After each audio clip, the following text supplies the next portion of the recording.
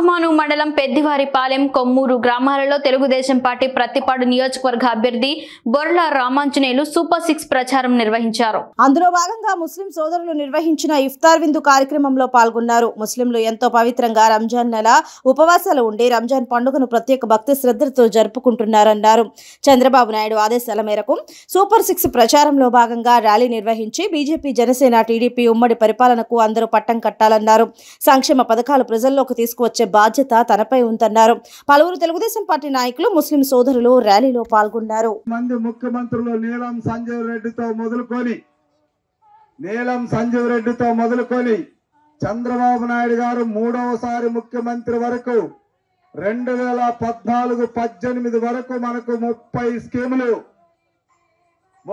స్కీముల్లో 27 స్కీముల్ని మనము అమలు పరుచుకున్నాం.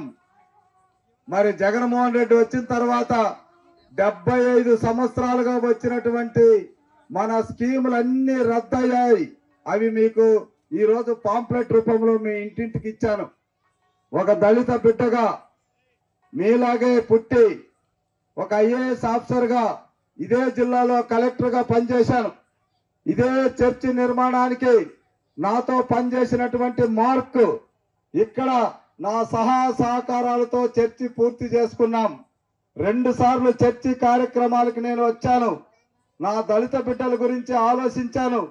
కానీ జగన్మోహన్ రెడ్డి లాంటి ముఖ్యమంత్రి వస్తాడని నేను ఎప్పుడు కలలు కూడా ఊహించలే.